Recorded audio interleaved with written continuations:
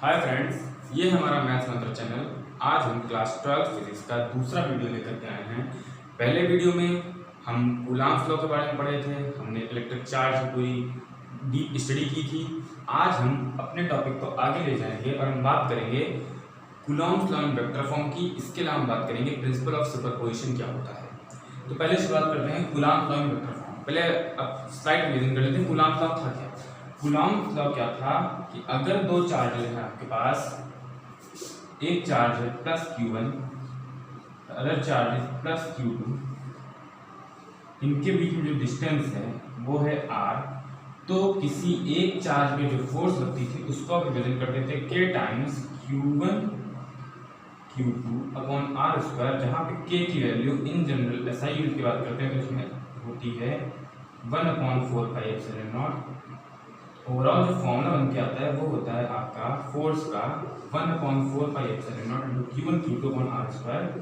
ये बात हुई थी कूलॉम्स लॉ की। लेकिन आपको पता है force is a vector quantity, but यहाँ पे हमने बात की थी मैग्नीट्यूड की। तो हम बात अब करेंगे Coulomb's law in vector form की, क्योंकि इससे हमारे दो इंपॉर्टेंट पॉइंट्स प्रूव होते हैं। तो बात करते हैं Coulomb's law in vector form है क्या।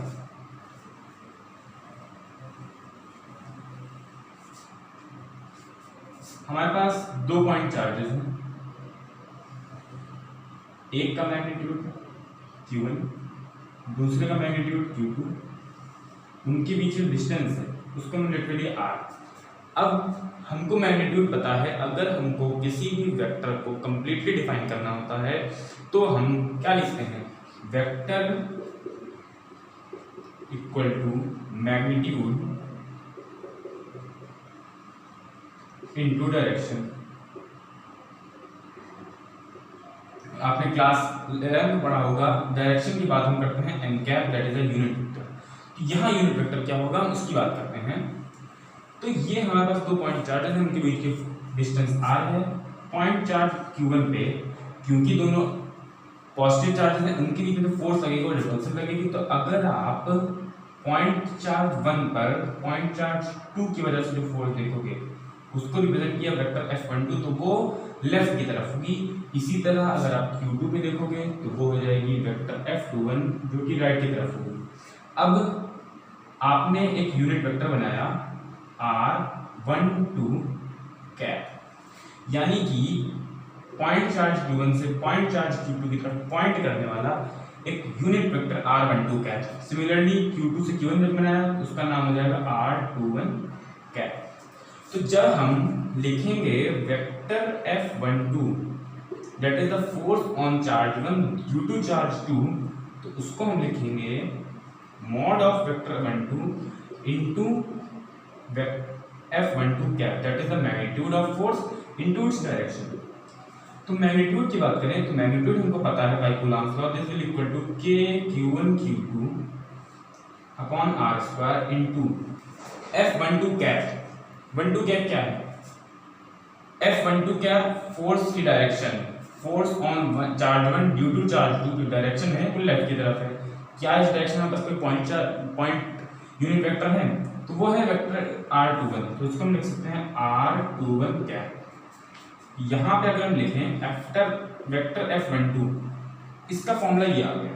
लेकिन हम यहाँ 12 की बात कर रहे हैं, तो इसलिए अगर हमको इसको 12 के फॉर्म में रिप्रेजेंट करना हो कैसे करेंगे, तो आप देख लेते हैं R12 और R21 दोनों यूनिट वेक्टर हैं तो उनका मैग्नीट्यूड सेम होगा, but R12 vector is towards right whereas R21 vector is towards left.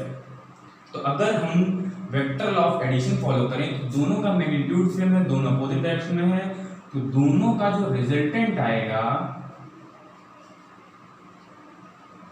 वो इक्वल टू होगा जीरो वेक्टर। जीरो वेक्टर होगा तो यहां से हम लिख सकते हैं R12 cap plus R12 cap equal to minus of R21 cap. हमको ये पता है, तो अगर हम ये वैल्यू सब्स्टिट्यूट कर दें तो हम लिख सकते हैं vector F12 this will equal to K into Q1 Q2 upon R square into R12 cap, but this will also create a negative sign, this. So this formula is known as Coulomb's law in vector form। ये बताता क्या है हमको, force on charge 1 due to charge 2 is of magnitude this and it is the in opposite direction of r12 cap। Okay, ये हमारा है। अगर हमको इसको वेक्टर, क्योंकि यहाँ पे यूनिट वेक्टर है, अगर हमको प्योर वेक्टर की फॉर्म में लिखना हो तो कैसे लिखेंगे? आपको पता है कोई वेक्टर क्या होता है, हमने बताया था मैग्नीट्यूड इनटू डायरेक्शन होता है। तो अगर हम वेक्टर r12 लिखें तो क्या हो जाएगा? Mod of r12 into r cap 12, mod of r12 that is the distance between 1 and 2 which is equal to r, this will be equal to r into r12 cap। तो अगर आप r12 cap लिखेंगे तो वो value आ जाएगी vector r12 upon में r। ये r12 cap की वैल्यू आ गई। सेम वैल्यू अगर यहाँ सब्स्टिट्यूट करें तो हमको मिलेगा vector f12 this will equal to minus k into q1 into q2 upon r cube into vector r12। this will be the formula in form of vector r12। ये हो गया हमारा फोर्स का फॉर्मूला। इंपॉर्टेंट पॉइंट क्या है? क्योंकि ये completely define कर रहा है तो इसका मतलब ये डायरेक्शन को भी डिफाइन कर रहा है। अब Q1 Q2 दोनों सेम साइन के हैं। अगर दोनों सेम साइन के हैं तो ये टर्म हुआ पॉजिटिव, रेडियस इज पॉजिटिव तो ये भी term positive, k is a positive constant. इसका मतलब जो force on charge 1 due to charge 2 will always be opposite to direction of r12। This vector के अपोजिट होगी अगर दोनों चार्जेस सेम मैग्नीट्यूड के हैं, सेम नेचर के हैं। अगर हम एक पॉजिटिव एक नेगेटिव रखेंगे तो इसका प्रोडक्ट आ जाएगा नेगेटिव, तो ओवरऑल वैल्यू आ जाएगी पॉजिटिव। इसका मतलब उस केस में force on charge 1 due to charge 2 will be in the direction of unit vector r12 that is from charge 1 to charge 2। इसका मतलब हमको एक चीज मिल गया कि अगर हम वेक्टोरियल फॉर्म में कोई फॉर्मूला लिखते हैं तो हमें चार्जेस की वैल्यू हमेशा विद प्रॉपर साइन रखनी होगी ताकि हमें अच्छे से डायरेक्शन भी पता चले किस डायरेक्शन में कौन सी फोर्स लग रही है। तो ये कहलाता है Coulomb's law in vector form. इसी तरीके से हम 2 1 के लिए लिख सकते हैं। 2 1 के लिए लिखना होगा हम क्या लिखेंगे? अगर हम 2 1 के लिए लिखें तो 2 1 के लिए क्या लिखेंगे? 2 1 के लिए हम लिख सकते हैं। अगर हम 2 1 के लिखेंगे तो हो जाएगा वेक्टर f21, मैग्नीट्यूड सेम होता है तो इसको हम लिख सकते हैं minus of K q1 q2 upon r cube. यहाँ 1 2 था तो 1 2 था, सिमिलरली 2 1 है तो vector r21। This will be the formula for vector f21। अब मैंने शुरू में बताया था कि इस कूलम्ब्स लॉ वेक्टर फॉर्म के दो इंपॉर्टेंट इससे हम दो इंपॉर्टेंट रिजल्ट्स प्राप्त करते हैं। क्या है वो रिजल्ट्स? हम उनकी बात करते हैं। क्या वो दो इंपॉर्टेंट रिजल्ट्स हैं जो हमको Coulomb's law in vector form देता है?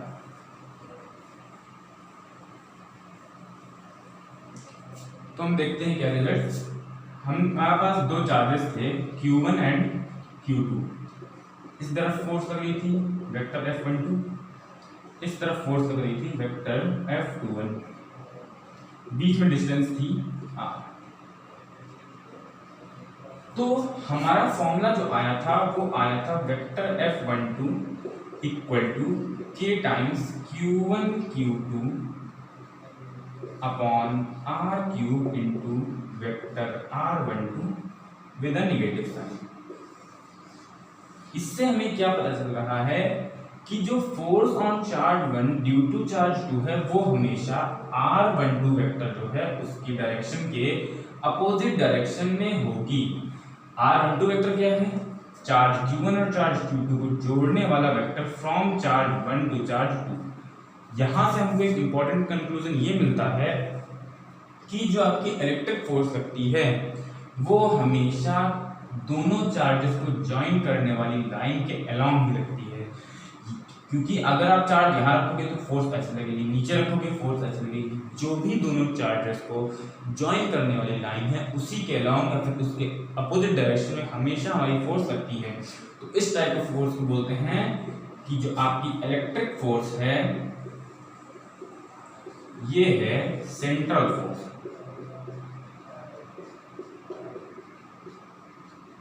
ये हमारी सेंट्रल फोर्स है। ओके, ये हमारा कंक्लूजन नंबर 1 था कि जो हमारी कूलम्बिक फोर्स है, जो इलेक्ट्रिक फोर्स है, वो एक सेंट्रल फोर्स है। सेकंड कंक्लूजन क्या निकलता है, हमने लिखा vector F12 this is equal to minus of K Q1 Q2 upon R³ into vector R12। Okay, हमने ये लिखा, माइनस कॉमन लेने अगर हम तो माइनस अंदर ही भेज दें, इसको लिख सकते हैं के Q1 Q2 upon R³ into R12 vector को हम क्या लिख सकते हैं, R12 को लिख सकते हैं हमारे पास ये डायरेक्शन है R21 वेक्टर की, हमने पहले पता किया था कि R12 vector is equal to minus of R vector 21। तो सेम अगर यहाँ अप्लाई करते हैं तो यहाँ हमको मिलेगा माइनस ऑफ R21, ये वैल्यू आ जाएगी के Q1 Q2 upon R³ into R21 vector. और ये वैल्यू किसके इक्वल है, हमारा पास फॉर्मूला क्या था, हमारा पास फॉर्मूला है F12 equal to R12 into the magnitude. Similarly अगर हम 21 की लिखेंगे तो यहाँ हो जाएगा F21 equal to this value into R21 but with negative sign. अगर हम वो वैल्यू यहाँ रिप्लेस करें तो इसको हम लिख सकते हैं वेक्टर F21 की निगेटिव। यहाँ से हमको मिला कि vector F12 this is equal to negative of vector F21। ये आपने क्वेश्चन लिख दी, ये हमें बता क्या रही है, ये क्वेश्चन में ये बता रही है कि force on charge 1 due to charge 2, charge 1 पर चार्ज 2 की वजह से जो फोर्स लगा है वो चार्ज 2 पर चार्ज 1 की वजह से लगी हुई फोर्स का जस्ट अपोजिट डायरेक्शन में है। सेकेंडली मैग्नीट्यूड इक्वल है। क्या आपने कभी पहले सुना है, आपको याद दिलाता हूं, आपने क्लास 11th में जब फोर्स पढ़े होंगे तो थर्ड लॉ ऑफ न्यूटन पढ़ा होगा, every action has an equal and opposite reaction. वही चीज यहाँ अप्लाई हो रही है, जब चार्ज 2 चार्ज 1 पे फोर्स लगा रहा है तो ये है एक्शन। अगर आप Newton third law of motion आपका वैलिड है तो चार्ज 2 पर चार्ज 1 की वजह से फोर्स लगनी चाहिए सेम मैग्नीट्यूड की लगनी चाहिए, सेकेंडली इस डायरेक्शन में लगनी चाहिए। ये क्वेश्चन आपको क्लियर कर रही है कि Newton's third law of motion valid है, यानी कि आपका जो कूलॉम्स लॉ है वो Newton's third law of motion को वेरीफाई करता है। तो ये हमारे दो इंपॉर्टेंट कंक्लूजन हुए जो हमको कूलॉम्स लॉ से मिले। अब हम दो छोटे छोटे थ्योरेटिकल पॉइंट्स देख लेते हैं जो मेनली बोर्ड एग्जाम में 2 नंबर में या 1 नंबर में ऑब्जेक्टिव में कभी कभी दे देते हैं, तो हम उनकी बात करते हैं। आप इसके स्क्रीनशॉट ले सकते हैं।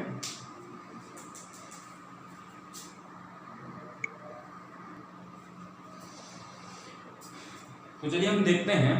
अब ये एक छोटा सा टॉपिक है, न्यूटन्स लॉ ऑफ ग्रेविटेशन और कूलॉम्स लॉ ऑफ इलेक्ट्रोस्टैटिक्स, इन दोनों में क्या रिलेशन है, क्या सिमिलरिटीज हैं, क्या डिसिमिलरिटीज हैं। ये टॉपिक यहाँ तक कि अगर आप देखें, ये चैप्टर पढ़ेंगे, आप आगे जितने चैप्टर पढ़ेंगे अब उसमें से बहुत से ऐसे कॉन्सेप्ट हैं जो आपका बोर्ड लेवल में केवल इलेक्ट्रोस्टैट्स हैं, बट वही अगर आप जेई और हायर लेवल में कॉम्पिटिटिव लेवल पे पढ़ते हैं तो वो टॉपिक ग्रेविटेशन में भी इन्वॉल्व है। तो वो टॉपिक आपको ग्रेविटेशन में अलग से पढ़ने की जरूरत नहीं है। अगर आप कॉम्पिटिटिव लेवल की कोचिंग करते हैं तो वहाँ आपको अलग से पढ़ाया जाएगा, बट अगर आप फॉर्मूला याद रखना चाहते हैं तो उसमें कोई मेजर डिफरेंस नहीं है, आप सिंपल तरीके से फॉर्मूला याद कर सकते हैं।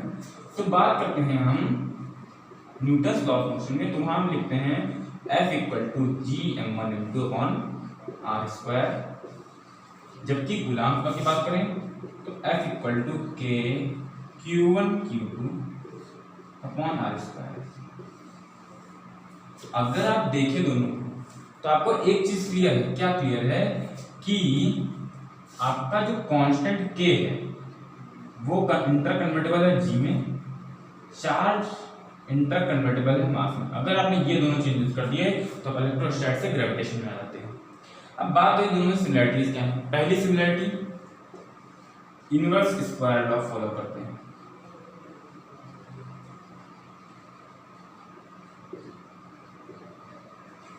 दोनों लॉस, दोनों फोर्सेस, दोनों पॉइंट मासेस और पॉइंट चार्जेस के बीच की जो डिस्टेंस होती है उसके स्क्वायर के इनवर्सली प्रोपोर्शनल होते हैं। तो ये आपको पहला सिमिलरिटी मिल गई। अब कुछ डिफरेंसेस भी हैं। एक मेजर पॉइंट, मास ऑलवेज पॉजिटिव। जो आपका मास है वो तो आपने कभी सुना नहीं होगा, नेगेटिव मास है। लेकिन अगर आप आ जाओ इलेक्ट्रोस्टैट में तो चार्ज जो होता है वो आपका पॉजिटिव भी हो सकता है, आपका चार्ज नेगेटिव भी हो सकता है। तो ये एक मेजर डिफरेंस है दोनों में। इसी की वजह से एक नेचर का डिफरेंस क्या आता है, क्योंकि मास पॉजिटिव है, इसकी वजह से जो आपका न्यूटन फोर्स है या फिर आप कह सकते हैं ग्रेविटेशनल फोर्स है, वो केवल अट्रैक्टिव लगती है,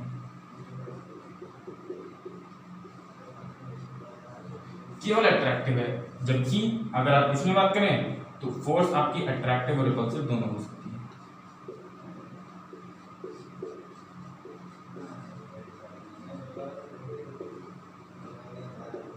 आपकी जो फोर्स है वो अट्रैक्टिव रिपल्सिव दोनों हो सकती है। एक और मेजर डिफरेंस आता है, आपकी ग्रेविटेशनल फोर्स, आपका जो जी ये कांस्टेंट है।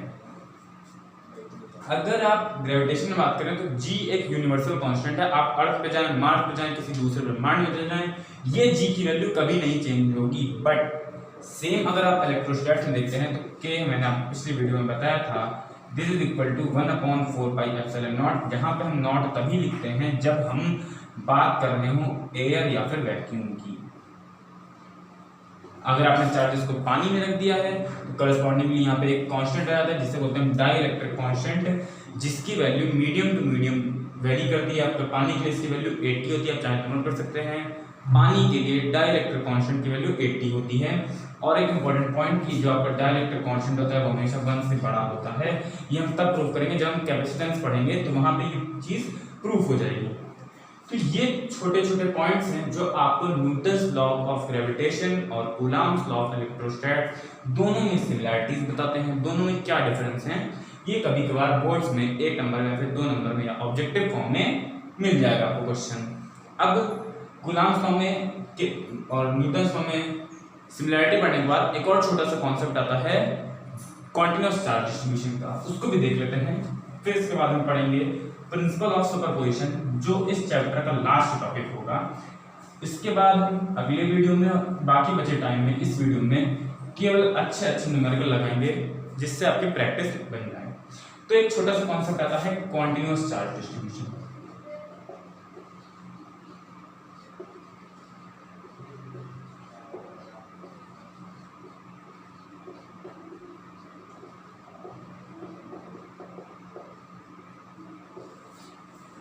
कॉन्टिन्यूअस चार्ज डिस्ट्रीब्यूशन होता क्या है? जब आपने क्लास 11 में पढ़ा होगा, शुरू में आपने काइनेमेटिक्स और लॉज ऑफ मोशन पढ़ा, तो वहां पे आप क्या पॉइंट मासेस की बात करते थे। बट जब आप सेंटर ऑफ मास और आरबीडी में पहुंचे, बॉडी डायनामिक्स की अपनी बात की, तो आप हैवी ऑब्जेक्ट्स की भी बात करते थे। इलेक्ट्रोस्टैटिक्स में हम दोनों को साथ में लेके चलते हैं। अभी तक हमने बात की थी पॉइंट चार्जेस की, बट कॉन्टिन्यूअस चार्ज डिस्ट्रीब्यूशन का मतलब क्या होता है?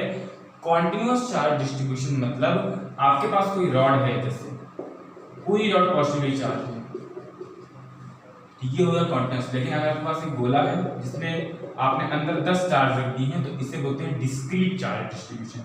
डिस्क्रीट मतलब इंडिविजुअल पार्टिकल की अपनी आइडेंटिटी है, लेकिन अगर आप किसी रॉड के पार्टिकल को निकालने बैठ जाएंगे तो आपके लिए बहुत बड़ा काम है। तो इसे बोलते हैं कॉन्टिन्यूअस चार्ज डिस्ट्रीब्यूशन, इसे बोलते हैं discrete charge distribution.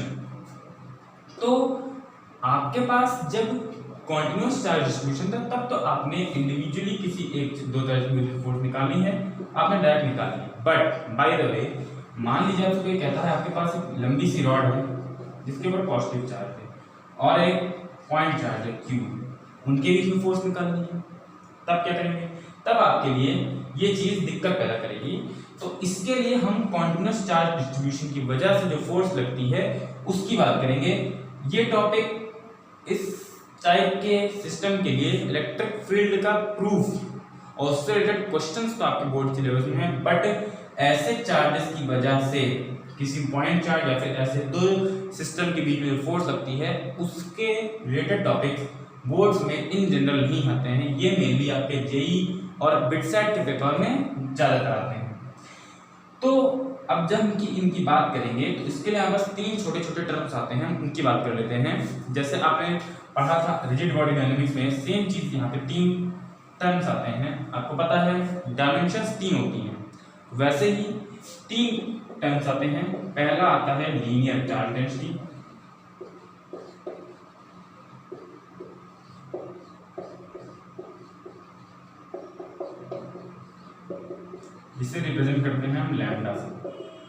Linear, word linear मतलब क्या हुआ? लीनियर मतलब होता है एक लाइन कह रहा हूं, आपने एक लाइन खींच दी, उस पर पूरे पे पॉजिटिव चार्ज डाल दिया, तो ये हो गया लीनियर प्लस उसमें चार्ज का डिस्ट्रीब्यूशन, ये है लीनियर चार्ज डिस्ट्रीब्यूशन। अगर आप इसके लैम्डा लिखोगे, लैम्डा होता है चार्ज अपॉन लेंथ। डेंसिटी मतलब होता है पर यूनिट, डेंसिटी मतलब होता है पर यूनिट। जब हम पर यूनिट की बात करते हैं तो वहां वर्ड आता है डेंसिटी, और क्योंकि हम चार्ज की बात कर रहे हैं तो इसलिए लीनियर चार्ज डेंसिटी यहाँ पे टर्म बनता है, जिसकी वैल्यू होती है किसी भी ऑब्जेक्ट पे टोटल कितना चार्ज है अपॉन इसकी टोटल लेंथ। इससे बोलते हैं linear charge density, that is the charge contained in unit length of the object. Second, ये बात हमारी 1D की। जब हम 2D में जाएं तो 2D में आता है आपके पास सरफेस चार्ज डेंसिटी।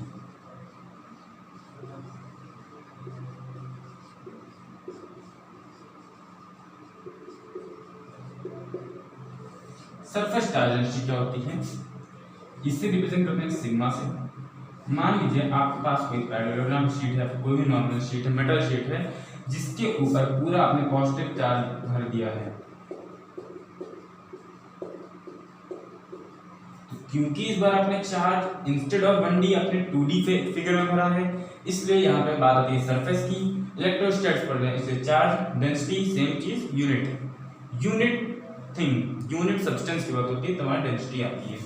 ऐसे आप सिग्मा का फॉर्मूला निकाल सकते हो। सिग्मा होता है आपका total charge upon area, that is the charge contained in unit area. आपके पास ये शीट है, आपने इसका छोटा सा 1 सेंटीमीटर स्क्वायर फिर 1 मीटर स्क्वायर का एरिया ले लिया, जो चार्ज कंटेन होगा उसे बोलते हैं सिग्मा।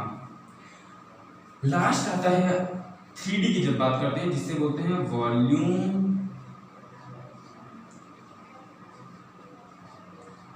Charge density. इसे रिप्रेजेंट करते हैं रो से।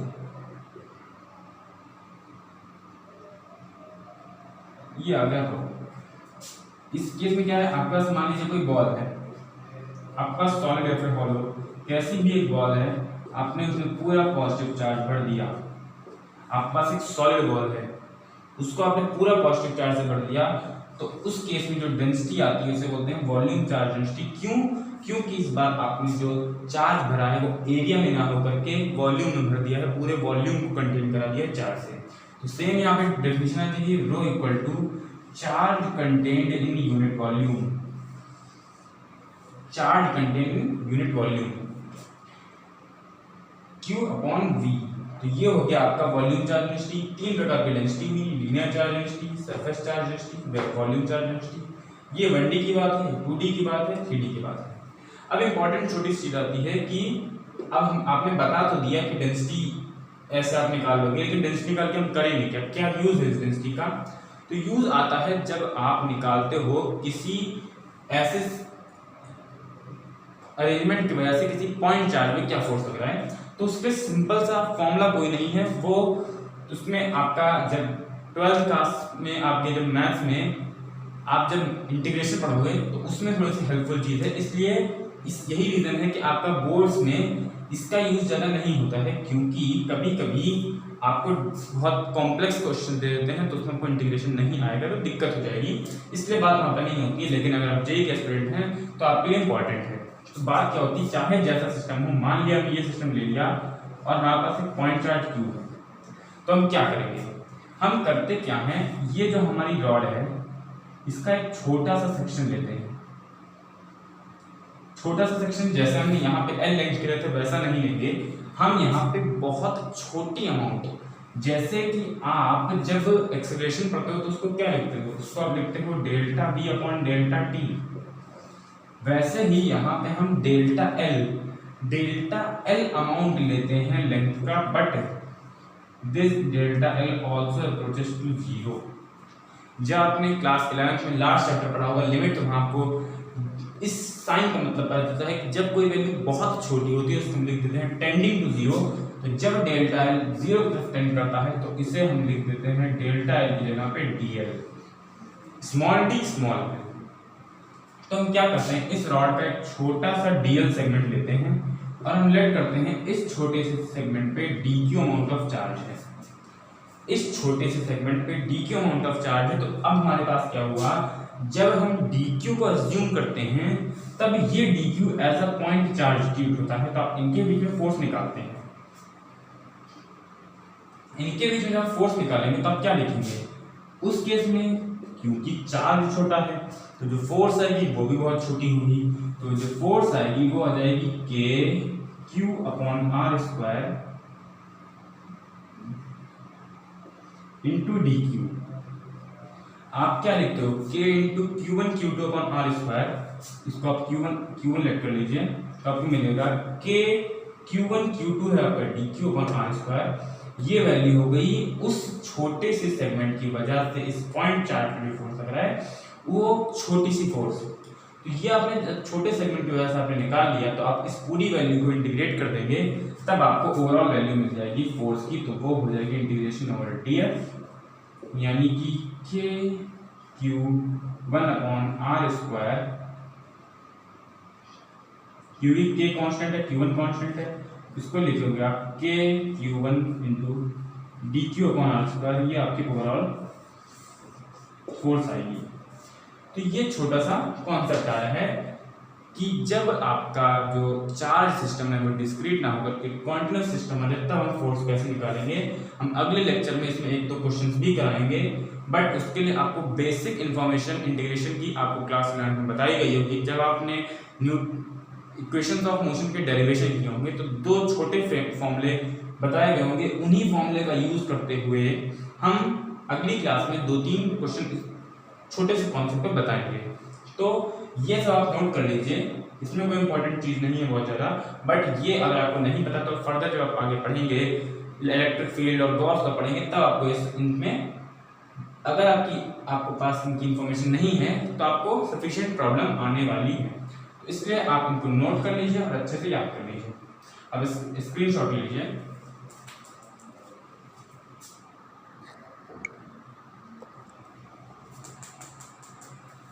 अब हम बात करते हैं हमारे चैप्टर के इस छोटे से लास्ट कॉन्सेप्चुअल पॉइंट की, what is the principle of superposition. तो उसको जानने से पहले आप याद करिए जब आप क्लास 11th में थे तो आपने वेव्स में एक ऐसा ही कॉन्सेप्ट पढ़ा था, principle of superposition of two waves.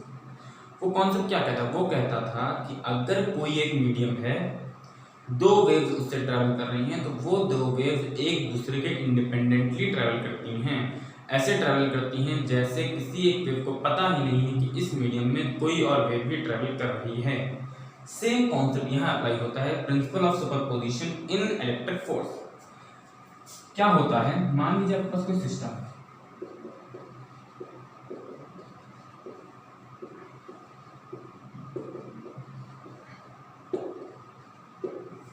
मान लिया आपके पास 4 चार्जेस का सिस्टम है। जब ये 4 चार्जेस का सिस्टम है आपके पास, तो अब आप समझ रहे होंगे 4 चार्जेस का सिस्टम में फोर्स कैसे निकालें। तो प्रिंसिपल ऑफ सुपरपोजिशन यही कहता है कि अगर आपके पास कोई सिस्टम ऑफ चार्जेस है तो किसी एक चार्ज पे अगर आपको नेट फोर्स निकालनी है तो आप करेंगे क्या, इस चार्ज पे निकालनी है तो आप इसकी वजह से इस पे फोर्स देखो। मान लिया अगर प्लस क्यू है तो इसकी डायरेक्शन इसमें हो, इसकी वजह से देखेंगे इस डायरेक्शन में होगी, इसकी वजह से इस डायरेक्शन में होगी और इसकी वजह से इस डायरेक्शन में होगी। Q2 की वजह से Q पे फोर्स इधर, Q1 की वजह से Q पे फोर्स इधर, Q3 की वजह से Q पे फोर्स ऊपर की तरफ एंड Q4 की वजह से Q पे फोर्स ये तरफ। तो अगर आप जब आपने Q2 की फोर्स निकाली तो आप भूल जाइए कि आपके पास 3 चार्जेस और हैं, बस आप फोर्स लिखिए उसका मैग्नीट्यूड लिखिए, ये डायरेक्शन में गई। सेम कॉन्सेप्ट आपने Q1 के लिए अप्लाई किया, जब Q1 के लिए लिखा आप भूल के आपके पास 3 और चार्जेस हैं, आपने Q1 कैसे हुए फोर्स लिखा उसका मैग्नीट्यूड लिखा और उसकी डायरेक्शन लिखी। सेम Q3 Q4 के अप्लाई किया।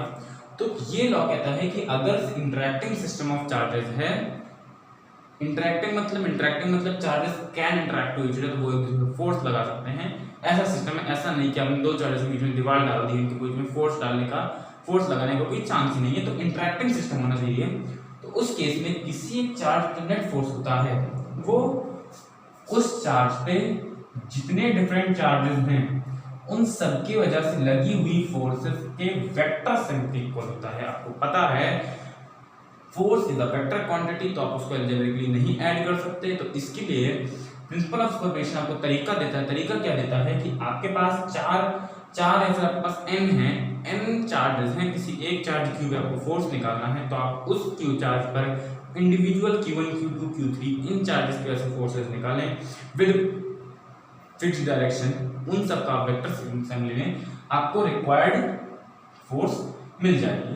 तो अगर आप इसका स्टेटमेंट लिखना चाहते हैं तो लिख लें, in a system of interacting charges, in a system of interacting charges, the net force on an individual charge is equal to the vector sum of the different forces exerted by individual charges on that charge. मैं repeat कर रहा हूँ, according to this law, in an interacting system of charges, the net force on any one charge is equal to the vector sum of different charges is equal to the vector sum of individual charges, that is the forces exerted by individual charges on it। आप ये लिख लें। अब महत्वपूर्ण बात आती है कि वेक्टर सम निकालेंगे कैसे। आपने पढ़ा होगा लेकिन बट हम इसका क्विक रिवीजन लेते हैं। मान लिया आपके पास, आपको पता है कि जो वेक्टर्स होते हैं वो आपका पैरेललोग्राम लॉ ऑफ एडिशन को फॉलो करते हैं।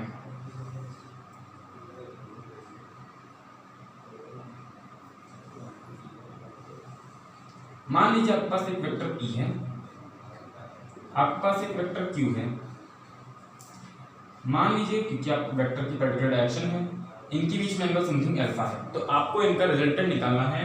अगर आप parallelogram law of vector addition की बात करें तो वो कहता है कि if two vectors are represented in magnitude and direction by the two sides adjacent sides of a parallelogram, then the resultant of the two forces is along the direction of the diagonal and is equal to the magnitude of the length of diagonal। ये कहता है आपका parallelogram of vector addition. तो हम इसके लिए expression कैसे निकालते हैं, छोटा सा प्रूफ हम देख लेते हैं। ये एंगल अल्फा है, ये दोनों साइड एक दूसरे के पैरेलल हैं, तो ये एंगल भी अल्फा होगा। ये वेक्टर क्यू है, तो ये जो साइड की लेंथ होगी वो क्या होगी, mod of vector Q, let it be Q। Similarly ये साइड के अलॉन्ग वेक्टर P है, ये जो साइड लेंथ होगी वो क्या होगी, वो होगी मॉड ऑफ वेक्टर P। आपने इसको लेट कर लिया P, ये ट्रायंगल आपने लेट कर लिया ABCD और आपने C से एक परपेंडिकुलर डाल लिया O। अगर आप ट्रायंगल OBC में बात करें तो आप लिख सकते हैं OC upon BC, this will be equal to sin alpha, okay, this will be equal to sin alpha। तो यहां से आपको मिलेगा OC, this will be equal to BC sin alpha। Similarly अगर लिखेंगे तो हम लिखेंगे OB upon BC, this will be equal to cos alpha, so OB will be equal to BC cos alpha। ये एंगल आपका 90 डिग्री है। अगर आप ट्राइंगल AOC में AC की लेंथ निकालना चाहते हैं, तो अगर आप पाइथागोरस थ्योरम लगाएं तो AC square this will be equal to AO square plus OC square. AO किसके इक्वल है, AO इक्वल है AB प्लस OB, तो इसको लिखेंगे हम AB प्लस OB इसका स्क्वायर प्लस में OC, ये लेंथ है, OC का स्क्वायर। AO क्या है, AO है आपका AB क्या है P, तो इसको लिखेंगे P प्लस OB क्या है, OB है BC cos अल्फा और BC किसके इक्वल है, BC इक्वल है Q के, तो P plus Q cos alpha इसका स्क्वायर प्लस OC इक्वल है BC sin अल्फा और BC किसके इक्वल है Q के, इसको लिखेंगे Q sin अल्फा इस होल टर्म का स्क्वायर। अगर आप इन दोनों को ऐड करेंगे तो आपको जो वैल्यू मिलेगी वो मिलेगी P square plus Q square plus 2PQ cos alpha. ये फाइनल फॉर्मूला आ जाएगा। तो ये अगर आपको मैग्नीट्यूड निकालना हो दो वेक्टर्स के रिजल्टेंट का आपको मैग्नीट्यूड निकालना हो तो आपके पास सिंपल सा एक फॉर्मूला मिल जाता है, that is the mod of resultant vector. इसी को हम लिखेंगे तो लिखेंगे R mod of resultant vector this will be equal to p square plus q square plus 2pq cos alpha का रूट। अब आपको पता है वेक्टर के पास मैग्नीट्यूड भी होता है, डायरेक्शन भी होता है। आपको मैग्नीट्यूड पता चल गया, डायरेक्शन कैसे निकालना है। ये एंगल आपने लेट कर लिया थीटा है। मान लिया जो आपका रिजल्टेंट है वो साइड p के साथ वेक्टर p के साथ थीटा एंगल बनाता है, तो उसको निकालेंगे कैसे। तो इसके लिए छोटा सा तरीका है, आप ट्रायंगल OAC में देखें, OAC इस ट्रायंगल में देखें तो अगर आप tan थीटा लिखते हैं तो tan थीटा क्या लिखा जाएगा, OC अपॉन OA। OC आपका किसके इक्वल है, Q sin अल्फा के। OA किसका है, OA इक्वल है AB प्लस BO, यानी AB प्लस BO। अगर आप tan थीटा लिखोगे तो वो आपका मिल जाएगा Q sin अल्फा अपॉन में P plus Q cos alpha. ये आपको मैग्नीट्यूड मिल गया, ये डायरेक्शन मिल गई। इन दोनों फॉर्मूले की हेल्प से आप प्रिंसिपल ऑफ सुपरपोजिशन की हेल्प से किसी एक चार्ज को, किसी इंटरैक्टिंग सिस्टम ऑफ चार्ज में जो नेट फोर्स लग रही है उसको आप आराम से निकाल सकते हैं। आप इसका स्क्रीनशॉट ले लें। इसके बाद हम एक छोटा सा और इम्पोर्टेंट लॉ की बात करेंगे जो आपको प्रॉब्लम्स में बहुत हेल्पफुल होगा। तो पहले इसके स्क्रीनशॉट ले लें। मोस्ट प्रोबेबली आप ले चुके होंगे स्क्रीनशॉट। हम आगे बढ़ते हैं।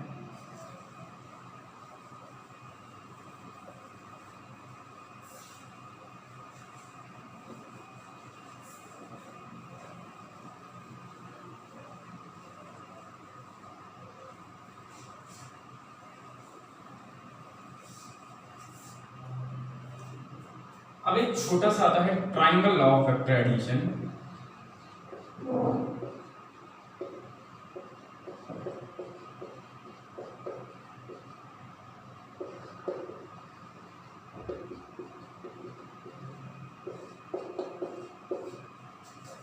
Triangle law of vector addition क्या कहता है, triangle law of vector addition कहता है, आपने पढ़ा था 11th क्लास में कि आप वेक्टर्स को एक वेक्टर के हेड पे दूसरे वेक्टर का टेल लग के फर्दर ऐड करते जाएंगे तो वहां से आपको रिजल्ट मिल जाएगा। बट ये वाला ट्रायंगल वेक्टर नहीं है। इसमें क्या है, मान लीजिए आपके पास तीन वेक्टर्स हैं, vector A, vector B and here a triangle ABC, जहां पे आपके पास आप पॉइंट बी को लेते हैं, मान लिया पॉइंट ए पे लेते हैं, तो पॉइंट ए पे मान लीजिए एक फोर्स ऐसे लग रही है, एक force along the edge AC लग रही है और एक फोर्स इस डायरेक्शन में लग रही है लेफ्ट की तरफ। ऐसे एक ऑब्जेक्ट है, उसके पास तीन फोर्स लग रही है, इसको आपने लेट कर लिया F1, इसको लेट कर लिया F2, इसको लेट कर लिया F3।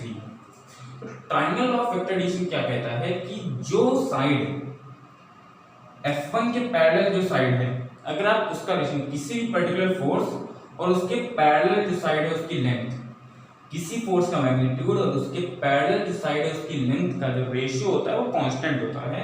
मतलब हम समझाते हैं, मतलब ये है कि जैसे फोर्स F1 है, F1 का मैग्नीट्यूड मान लिया मैंने Fn है, ये वेक्टर F1 है, ये वेक्टर F2 है, this is vector F3।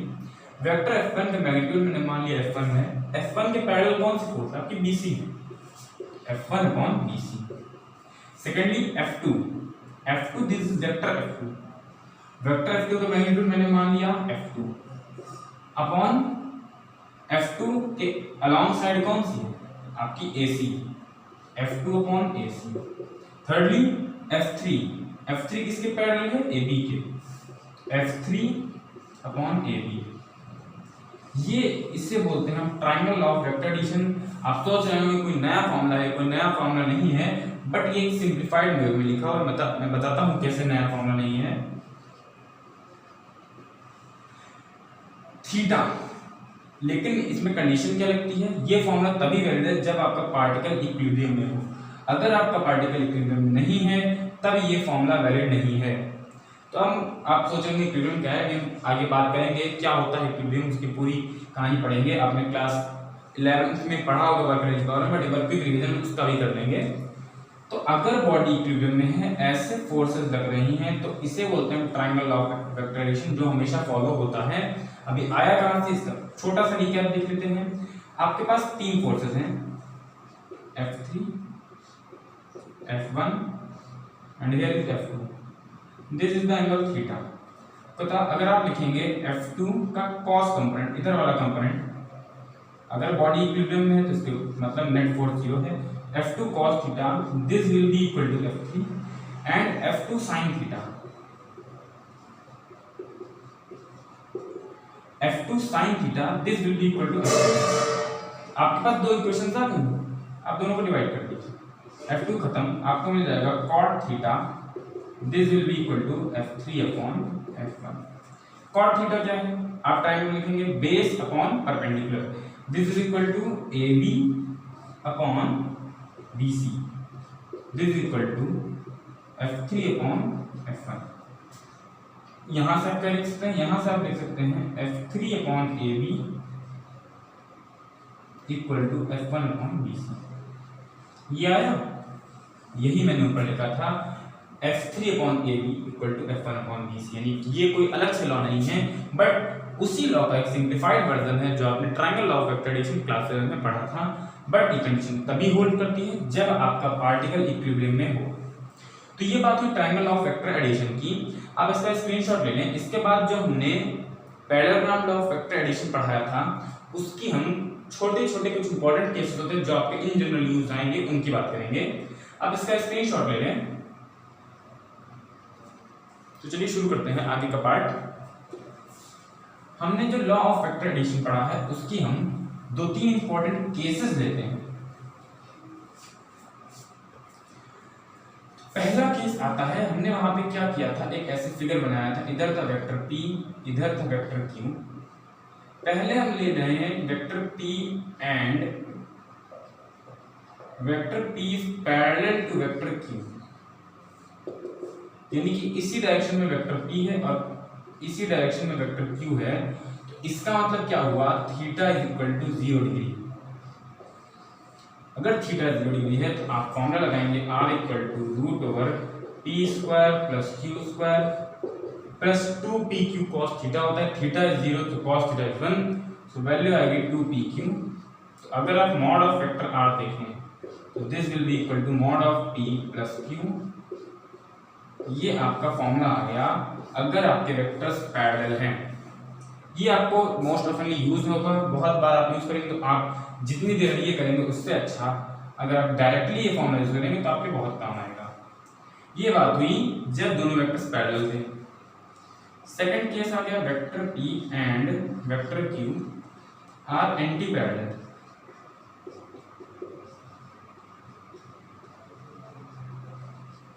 Anti parallel मतलब क्या हुआ, theta equal to pi, that is vector P अगर इधर है तो वेक्टर Q इसके जस्ट अपोजिट है। इस कंडीशन को बोलते हैं एंटी पैरेलल वेक्टर्स। तो अगर आपका एंगल थीटा पाई है,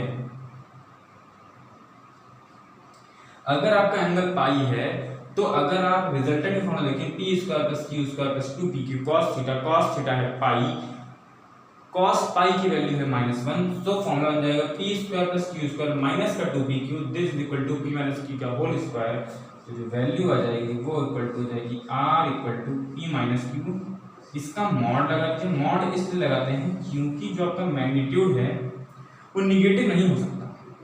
क्या आपने कभी सुना है तब मैग्नीट्यूड निगेटिव हो? ऐसा नहीं है। डायरेक्शन कैसे पॉजिटिव निगेटिव आता है, वेक्टर का मैग्नीट्यूड कभी निगेटिव नहीं हो सकता।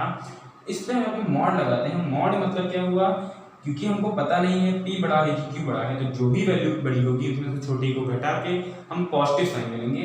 इसी को दूसरे तरीके से लिखते हैं P डिफरेंस की,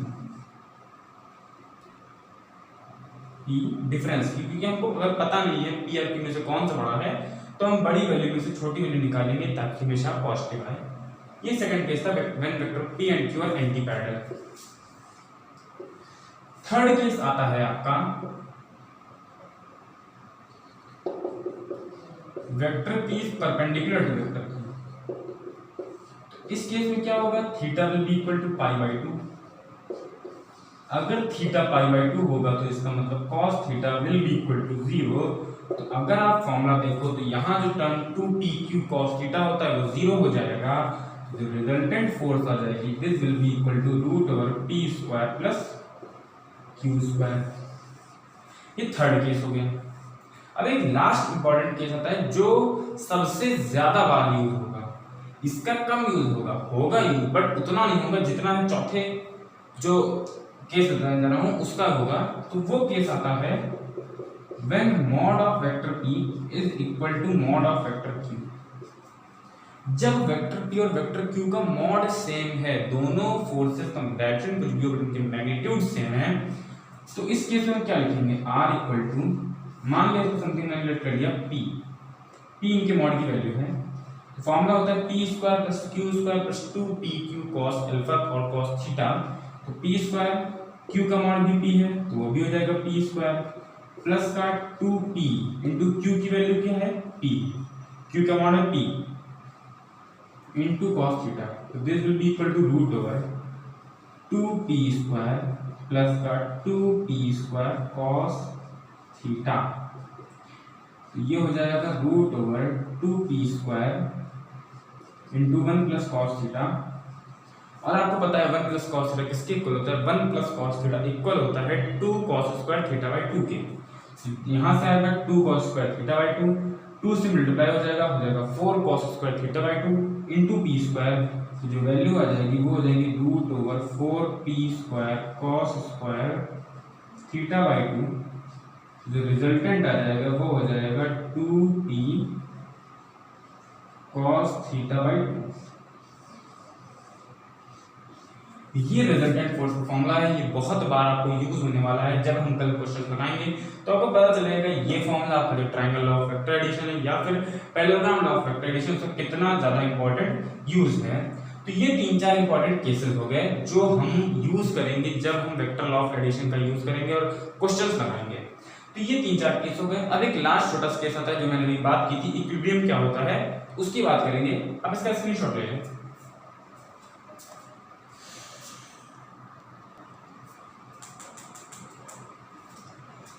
लास्ट चीज आती है इक्विलिब्रियम क्या होता है। इक्विलिब्रियम क्या होता है, जिसे बोलते हैं साम्यावस्था। इक्विलिब्रियम होता क्या है? इक्विलिब्रियम एक ऐसी पोजीशन होती है, ऐसा इंस्टेंट होता है जिसमें किसी भी एक बॉडी पर लगने वाली जो भी एक्सटर्नल फोर्स है वो 0 हो। अगर ये कंडीशन फुलफिल है तो हम कहते हैं कि बॉडी इज इन इक्विलिब्रियम। तो हम क्या कहते हैं, बॉडी हमारी इक्विलिब्रियम में है। ये पार्ट आपको लगभग पढ़ा गया होगा और एक बार रिवाइज करा रहे हैं हम, क्योंकि अभी जब क्वेश्चन लगाएंगे तो इस वर्ड का बार बार यूज आएगा। इक्विलिब्रियम होता क्या है, अगर कोई ऐसी पोजीशन है या फिर कोई ऐसा इंस्टेंट है जिस इंस्टेंट पे किसी भी ऑब्जेक्ट पे लगने वाला जो नेट एक्सटर्नल फोर्स है वो 0 है, तो उसकी वो कंडीशन कहलाती है इक्विलिब्रियम। अब इक्विलिब्रियम दो चीजें, मेनली बात दो प्रकार की आती है कि बॉडी इक्विलिब्रियम में है या सिस्टम इक्विलिब्रियम में है। अब इसको आप ऐसे समझ सकते हैं, मान लीजिए आप घर पे शांति से पढ़ रहे हैं, आप घर पर शांति से पढ़ रहे हैं। अगर आपके घर के सब लोग शांत हैं और उस टाइम भी आप शांति से पढ़ रहे हैं, उसे कहते हैं आप तो इक्विलिब्रियम में हैं, बट पूरा सिस्टम इक्विलिब्रियम, आपका पूरा घर इक्विलिब्रियम में है। अगर कोई पूछे कि आपके घर में शांति है, माहौल बिल्कुल ठीक ठाक है, सब शांत बैठे हैं, कहीं कोई शोर नहीं हो रहा है, तो उससे आप ये नहीं कहेंगे हाँ मैं शांत हूँ, मेरा पूरा घर शांत। तो वही बात होती है कि अगर आपने बोल दिया पूरा सिस्टम इक्विलिब्रियम में है, तो ये बात अंडरस्टूड है कि जो इंडिविजुअल बॉडीज हैं वो भी इक्विलिब्रियम में होंगी। सिस्टम जो वर्ड है इसकी मेन बात तब आती है जब आप conservation of momentum eleventh class में पढ़े होंगे, तब मेन कॉन्सेप्ट होता है क्या होता है सिस्टम। यहाँ हमको जरूरत नहीं है, मेन बात ये है कि अगर आप बोल रहे हो सिस्टम इक्विलिब्रियम में है तो मतलब इंडिविजुअल बॉडीज भी इक्विलिब्रियम में होंगी। अगला केस आता है अगर बॉडी केवल इक्विलिब्रियम में, मतलब क्या हुआ, आपके घर में शोर हो रहा है बट आप एक कमरे में लॉक लगा करके शांति से बैठ कर पढ़ रहे हो, इस कंडीशन में पूरा घर इक्विलिब्रियम में नहीं, अकेले आप इक्विलिब्रियम में हो, अकेले आप शांत हो, उससे बोलते हैं बॉडी इक्विलिब्रियम में। तो ये दो मोटे मोटे टाइप के मेन जो बात होगी, मेजर जो टाइप्स हो गए वो दो हैं, लेकिन जो एक्चुअल 3 टाइप्स होते हैं इक्विलिब्रियम के, ये तो आपने डिफाइन किया सिस्टम और बॉडी के बेसिस पे, बट 3 मेजर टाइप्स होते हैं इक्विलिब्रियम के, वो 3 मेजर टाइप की बात करते हैं।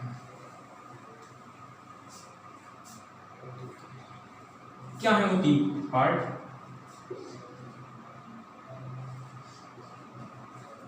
पहला कहलाता है स्टेबल,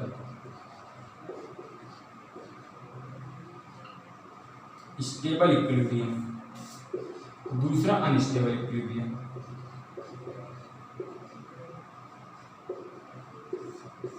तीसरा आता है न्यूट्रल इक्विलिब्रियम।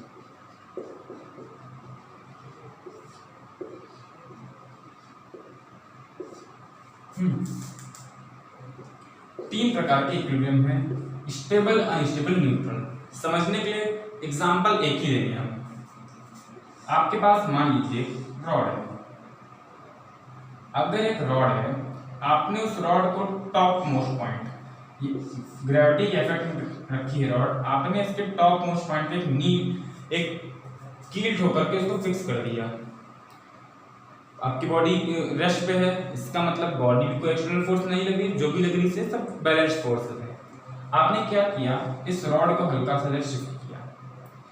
आप चेक कर लेंगे, कोई भी रॉड है, आपने उसको कील से टॉप मोस्ट पॉइंट से हल्का ठोक के रख दिया है, वो स्टिल है। आप जब उसको राइट या लेफ्ट किसी डायरेक्शन में हल्का सा मूव कराएंगे तो वो वापस अपनी डायरेक्शन में अपनी ओरिजिनल पोजीशन पे आने की कोशिश करती है। इस केस के बोलते हैं स्टेबल इक्विलिब्रियम। स्टेबल इक्विलिब्रियम मतलब हुआ, अगर आप बॉडी को जो इक्विलिब्रियम कंडीशन है उसे डिस्प्लेस करो तो वापस अपनी इक्विलिब्रियम कंडीशन में आने की कोशिश करती है, वापस आती है। तो इस केस में ये वाला केस हो गया, और उसे हम बोलते हैं उस केस में कि एफ नेट तो 0 है, बट जो आपकी पोटेंशियल एनर्जी है वो है मिनिमम। पोटेंशियल एनर्जी मिनिमम है, आपकी जो पोटेंशियल एनर्जी है वो मिनिमम है। तो अगर ऐसी कंडीशन तो बोलते हैं स्टेबल इक्विलिब्रियम। अच्छा, यू मिनिमम है, निकालेंगे कैसे? आपने एक फॉर्मूला पढ़ा होगा कभी, F इक्वल टू माइनस का du by D R. D by D x आप जानते हैं, अभी आपने पढ़ा तो नहीं होगा बट आप पढ़ेंगे, बट बेसिक तो आपने क्लास 11th में पढ़ा होगा। What is D by D x? D by D x क्या होता है? u को मतलब स्लाइड चेंज r में करने पर, अगर किसी भी ऑब्जेक्ट को आपने उसकी पोजीशन में स्लाइड चेंज किया तो करस्पॉन्डिंग स्लाइड चेंज आता है पोटेंशियल एनर्जी में। उन दोनों वैल्यूज का रेशियो अगर आप निकालें और फिर उसका निगेटिव निकालें तो उसको बोलते हैं फोर्स। वो वैल्यू देती है फोर्स की। ये एक इंपॉर्टेंट छोटा सा रिलेशन है जो कई बार आपके यूज में आएगा, F इक्वल टू माइनस का du बाई डी आर। अगर आप स्टेबल इक्विलिब्रियम की बात कर रहे हैं तो F नेट होनी चाहिए 0 और आपका पोटेंशियल एनर्जी होनी चाहिए मिनिमम। सेम एग्जांपल लेते हैं।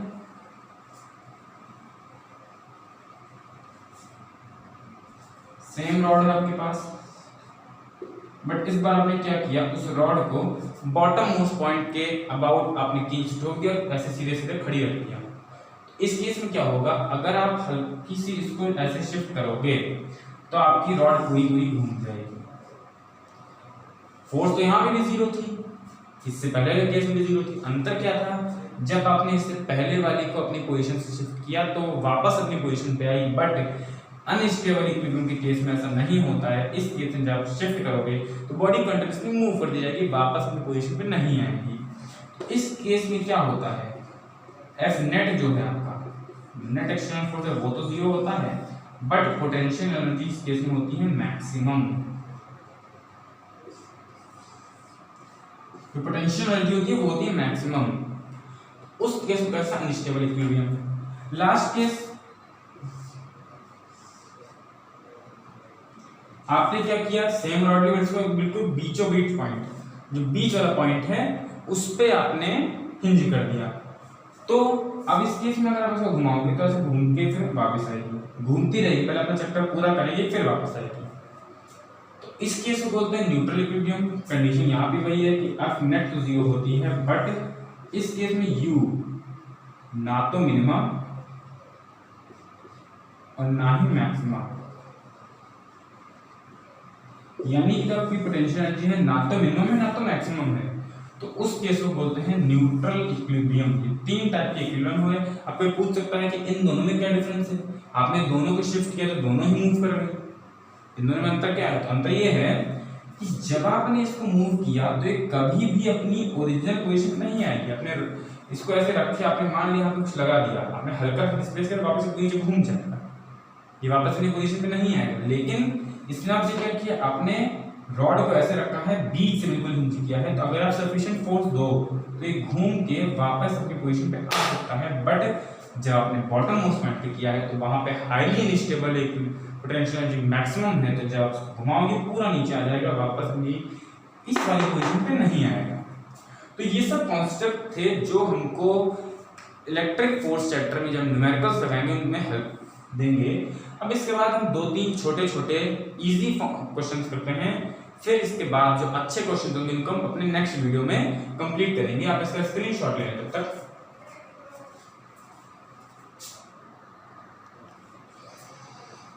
तो चलिए हम कुछ क्वेश्चन देख लेते हैं। पहला क्वेश्चन क्या है? पहला क्वेश्चन मान लीजिए आपके पास सोडियम एटम है। अब सोचेंगे हम फिजिक्स पढ़ रहे हैं, केमिस्ट्री का बात होती, बेसिक चीज है चार्ज की बेसिस। आपके पास एक सोडियम एटम है, मान लिया आपके पास 11.5 ग्राम सोडियम एटम है। आपने इसमें से एक इलेक्ट्रॉन सब्ट्रैक्ट कर दिया, आपके पास Na+ बन गया। सोडियम आपको पता है फर्स्ट ग्रुप एलिमेंट आराम से इलेक्ट्रॉन लूज करता है, Na+ दे दिया। इसके ऊपर आ गया अब पॉजिटिव चार्ज। तो आपसे कोई पूछ रहा है कि जो 11.5 ग्राम का सैंपल है उसके ऊपर टोटल चार्ज कितना है, कैसे निकालेंगे चलिए देखते हैं। सबसे पहले आपको पता है, इसको लिखते हो आप Ne, total charge equal to n times elementary charge, जहां पे n क्या होता है टोटल नंबर ऑफ आयंस। तो मेन बात यहाँ पे है कि n क्या है। n कैसे निकालेंगे? आपको पता है 1 मोल ऑफ सोडियम, सोडियम का 1 मोल ये होता है 23 ग्राम, और इसमें होते हैं Avogadro number of atoms. 1 mole sodium होता है 23 ग्राम, एवोगैड्रो नंबर ऑफ एटम्स होते हैं। तो अगर आप 11.5 ग्राम की बात करें तो इसमें होंगे 11.5.23, दैट इज 1/2 Na एटम्स। यानी कि सोडियम के एवोगैड्रो नंबर का हाफ नंबर ऑफ एटम्स होंगे। एवोगैड्रो नंबर होता है आपका 6.02 × 10⁻23। आप 2 से डिवाइड करेंगे, लिख ही देता हूं मैं, 6.02 × 10⁻23, 3.01 × 10⁻23 नंबर ऑफ एटम्स आ गए आपके सोडियम के। अब आपने क्या किया, हर एक एटम में से एक इलेक्ट्रॉन निकाल दिया है, यानी कि एक एटम पे आपके पास 1.6 × 10⁻19 कूलम अमाउंट ऑफ चार्ज आया है, यानी 1 यूनिट चार्ज आया है। तो अगर आपसे कोई पूछता है चार्ज क्या है, तो वो हो जाएगा 3.01 × 10⁻23, ये होगा आपका n into elementary charge which is equal to 1.6 × 10⁻19 coulomb. आप इसको कैलकुलेट करेंगे 10⁻23 और 10⁻19 कंबाइन होकर 10⁴ हो जाएगा। इसको जब आप मल्टीप्लाई करेंगे तो आपको मिलेगा 602, 1204 एंड 2408 और 4816, यानी कि 4.816 × 10⁻4 कूलम। ये आपका ओवरऑल चार्ज आ गया जो आपका सोडियम एटम के ऊपर होगा। तो ये आ गया छोटा सा बेसिक न्यूमेरिकल था। अगला क्वेश्चन देखते हैं हमारे पास क्या है। देखते हैं आगे क्या क्वेश्चन है। हमारे पास एक चार्ज है +1 माइक्रोकूलम का, इसके साथ में एक चार्ज रखा है हमने +4 माइक्रोकूलम का, इनके बीच में जो डिस्टेंस है वो है 3 मीटर। पहला केस है दोनों को आपने एयर में रखा है, दूसरा केस है आपने दोनों को वाटर में रख डाल दिया। पूछ रहा है दोनों फोर्सेस में, दोनों केस में क्या फोर्स है।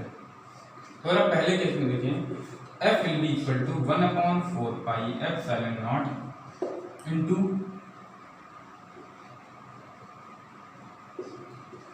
Q1 Q2 upon R square. This value will be equal to 9 into 10⁻9 into 10⁻6 into 4 into 10⁻6 upon में 3 का स्क्वायर। ये वैल्यू आ गई, ये पार्ट खत्म। यहाँ पे आपको मिल जाएगा 4 × 10⁻³ amount of force again. Second case आ गया जब पानी में रखा है, तो पानी में रखा है तो फॉर्मूले में क्या चेंज आएगा, फॉर्मूले में चेंज आएगा 1/4 पाई ε0 के इंटू में Q1 Q2 upon R square. ये जो इतना टर्म है इसकी वैल्यू आपको पहले से पता है, वो है 4 इंटू 10⁻³ न्यूटन अपॉन में के है डायरेक्ट कांस्टेंट मीडियम का, पानी है, पानी का आपको पता है 80 होता है, ये वैल्यू इससे जाएगी 20 आ जाएगा। इसको जब सॉल्व करेंगे तो ये वैल्यू आ जाएगी 5 इंटू 10⁻⁵ न्यूटन। इतनी फोर्स लगेगी जब आपने इनको पानी में डाल दिया है। यहाँ से एक फॉर्मूला ये जनरेट कर सकते हैं कि अगर आपने किसी जो चार्जेस हैं उनको के डायरेक्ट कांस्टेंट वाले मीडियम में डाल दिया है तो आपकी जो रिजल्टेंट फोर्स आ जाएगी वो आ जाएगी F अपॉन के, F0 अपॉन के, जहां पे F0 है इन एयर और के क्या है डायरेक्ट कांस्टेंट। अब एक छोटा सा क्वेश्चन हमको होमवर्क देते हैं, वो क्वेश्चन आप करिए, उसका आंसर निकालिए और आंसर कमेंट बॉक्स में पोस्ट कीजिए। हम अगला वीडियो डालेंगे तो उसमें हम उस आंसर का सलूशन डिटेल में आपको दिखाएंगे। क्या है क्वेश्चन? क्वेश्चन है कि आपके पास एक +3 माइक्रोकूलम का चार्ज है, आपके पास एक +4 माइक्रोकूलम का चार्ज है, उनके बीच की जो डिस्टेंस है वो है आपकी 6 मीटर। उनके बीच की जो डिस्टेंसेस हैं आपकी वो 6 मीटर हैं, 6 नहीं आप उसको कर लीजिए 9 मीटर। तो आपसे पूछ रहा है कि जो मीडियम का डाइलेक्ट्रिक कांस्टेंट है वो क्या है। अगर जो मीडियम की वजह से, मीडियम की प्रेजेंस में जो आपकी फोर्स लग रही है वो फोर्स आ रही है आपकी 3 इंटू 10⁻⁵ न्यूटन। अगर ये अमाउंट ऑफ फोर्स आ रही है तो बता दीजिए क्या है आपका मीडियम का डाइलेक्ट्रिक कांस्टेंट। तो ये एक छोटा सा क्वेश्चन है, इजी क्वेश्चन है, मोस्ट प्रॉब्ली ये क्वेश्चन कर लेंगे।